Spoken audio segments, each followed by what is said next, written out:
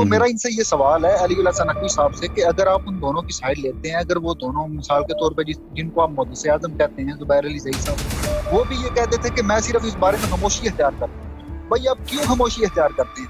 آپ جناب رسول خدا کے والدین کے بارے میں خاموشی اختیار کرتے ہیں، ان کو کافر اور مشرک کہنے والوں کو آپ گستاخ تک نہیں کہتے، اور آپ مولانا اسحاق کے زبانی جو ہے آپ اس موضوع کو اس لائق ہی نہیں سمجھ کے اس کی بات کریں، تو پھر حضرت ابو بکر عمر اور عثمان جو ہیں وہ تو زیادہ سے زیادہ رسول خدا کے غلام ہیں، ان کے بارے میں اس طرح کا اعتراض ہو تو پھر آپ کے مطلب وہ جو ہے وہ ساتھ کے اوپر بال کیوں کرنے لگتے ہیں؟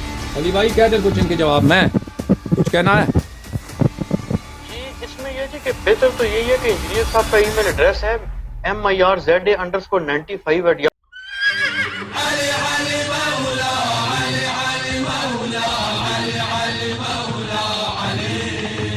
حنیفہ کی کتاب الفقہ الاکبر، ہاں اس کے کئی ایک شروع ہیں، ایک شرح ہے، ایک شرح ملا علی قاری نے خود لکھا ہے، ایک شرح ملا علی قاری نے لکھا ہے، ایک شرح بہت ہے بیادی رومی نے لکھا ہے، اشارات المرام بلے من عبارات الامام، بہت معروف کتاب ہے فقہ الاکبر ابو حنیفہ، وہ فقہ میں نہیں ہے، وہ عقائد میں ہے۔ اچھا وہاں پہ لکھتے ہیں اس کتاب میں ملاحظہ فرمائی صفحہ نمبر 473، ملا علی قاری فرماتے ہیں قد قال الامام الاعظم امام اعظم والہمام الاقدم فی کتابہ المعتبر المعبر بالفقہ اکبر، کہتے ہیں ہمارے بہت بڑے امام اعظم جناب ابو حنیفہ اپنے کتاب فقہ اکبر میں یہ لکھتے ہیں، خوب ملاحظہ کریں دو کو، اس سے پہلے کہ تم ابو طالب علیہ الصلوۃ والسلام، یہ میں کہتا ہوں نواسب سے، علی بھائی سے نہیں کہتا، آپ برے نہ مانیں، جناب ابو طالب علیہ السلام کے ایمان کے متعلق پوچھے تم خود جواب دو، رسول صلی اللہ علیہ وسلم کے والدین کے متعلق تمہارا کیا عقیدہ ہے، اس کے متعلق پہلے جواب دے دو، پھر چلتے ہیں رسول کے چچا۔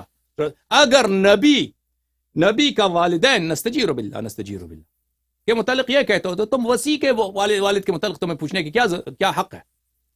ہاں اگر نبی کے والد کے متعلق تمہارا یہ عقیدہ ہے تو کہ وسیع کے والد کے متعلق کیوں پوچھتے ہو؟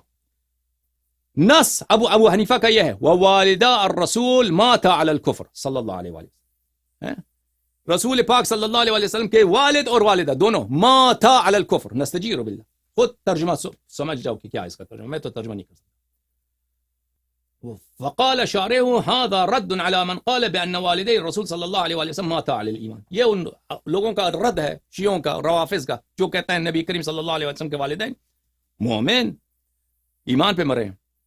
وعلى من قال مات على الكفر ثم ان الرسول صلی اللہ علیہ وسلم دعا لهما فاحياهما واسلما، وہ لوگ جو کہتے ہیں کہ رسول پاک صلی اللہ علیہ وسلم کے والدین کفر میں مرے تھے، پھر رسول اللہ نے ان کا احیا فرمایا صلی اللہ علیہ وسلم، پھر ایمان لائے، پھر مرے دوبارہ، ان کا بھی رد ہے۔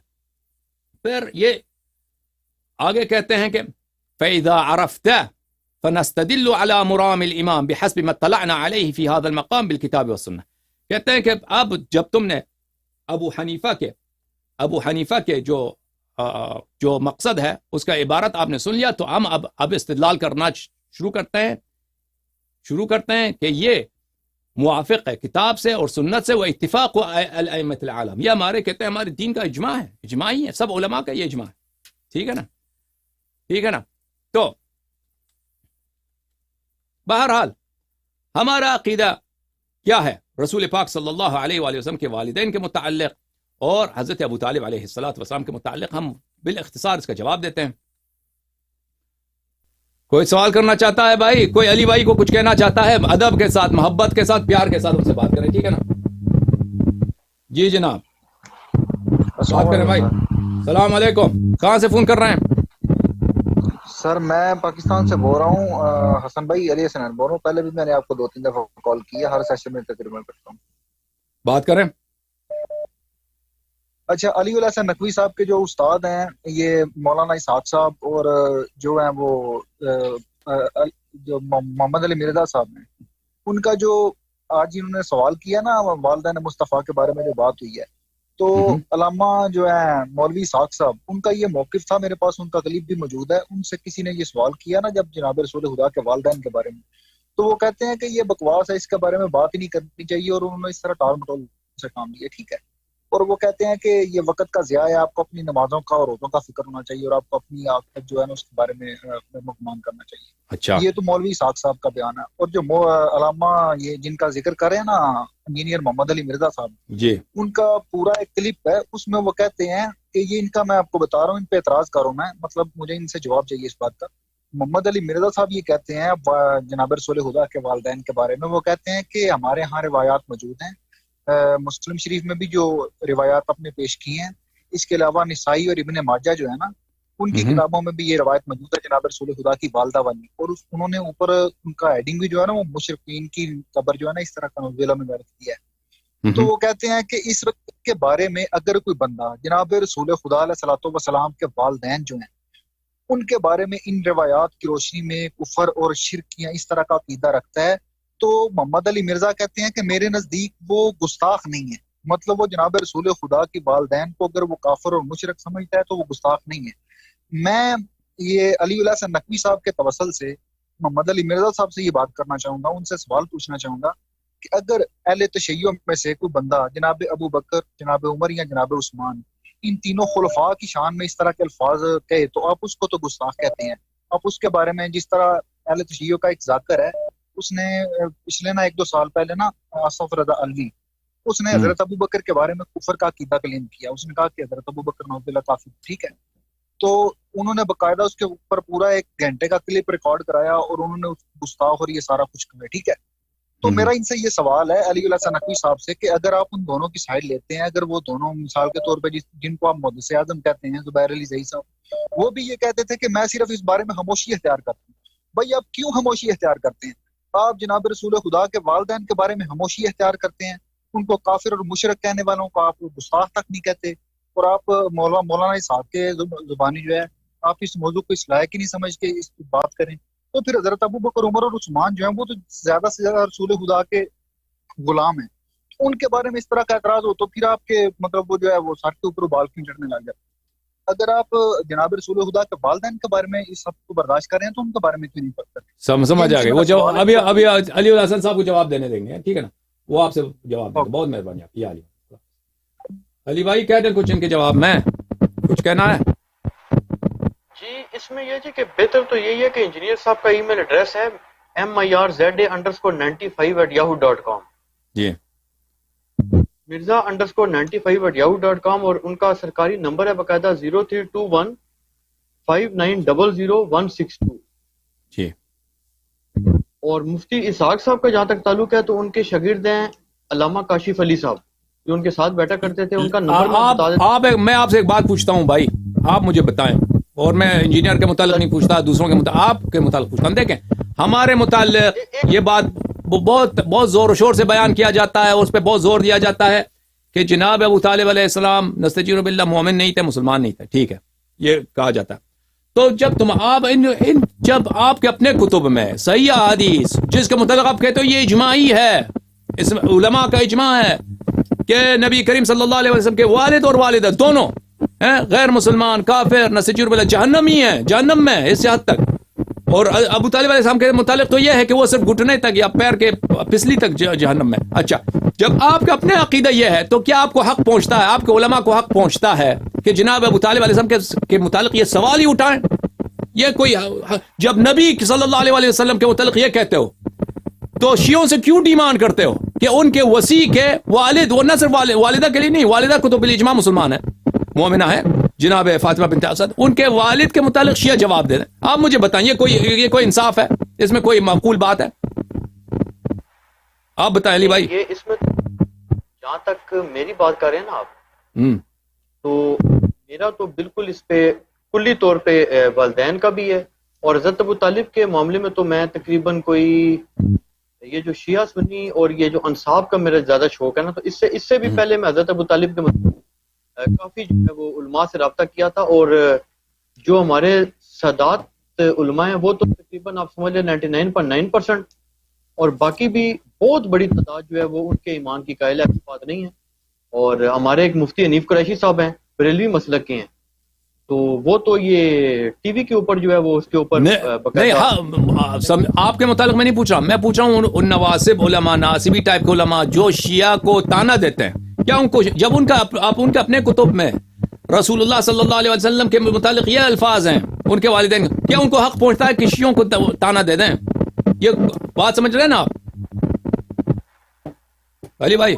مجھے نہیں جو ہے نا اہل سنت کے اندر جو بعض گروہ ہیں نا وہ تو سختی کے ساتھ اس چیز کے کہہ لیں ایمان والدین نے مصطفیٰ صلی اللہ علیہ وسلم کا تو جہاں تک تعلق ہے نا وہ تو جو بہت بڑی تعداد ہے، آپ سمجھ لیں کہ شاید 99% کہہ لیں کہ جو اس کے قائل ہیں۔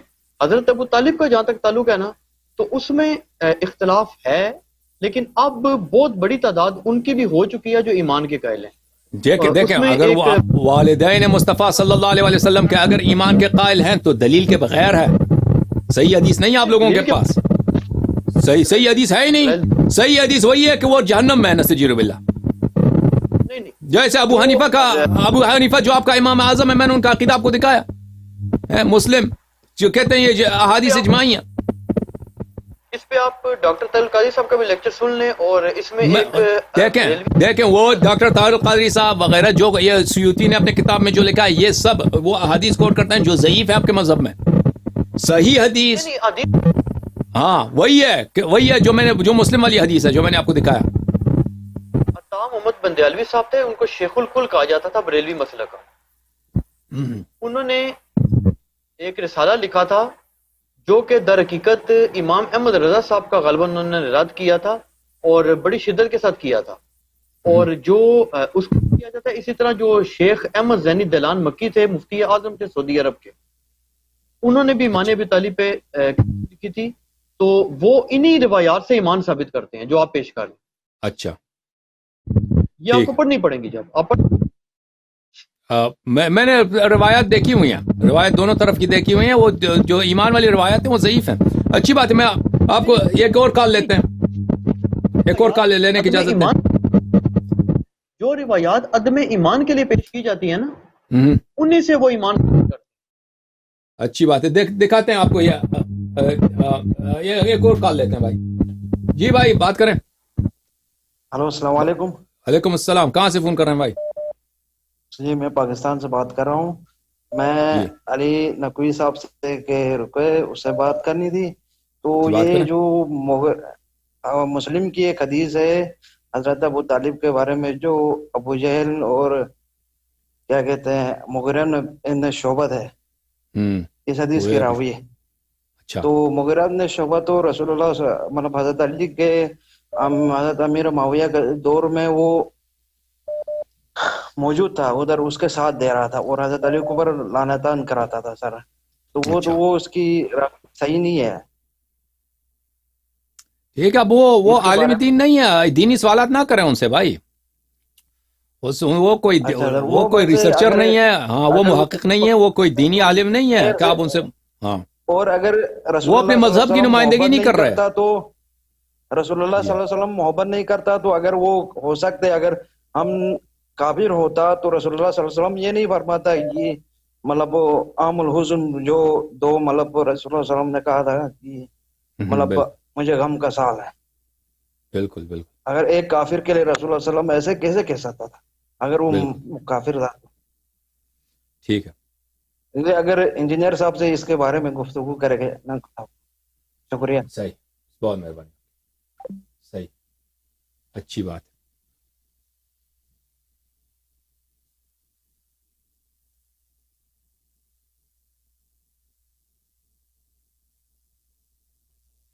اچھی بات ہے علی بھائی، بہت مہربانی آپ کی۔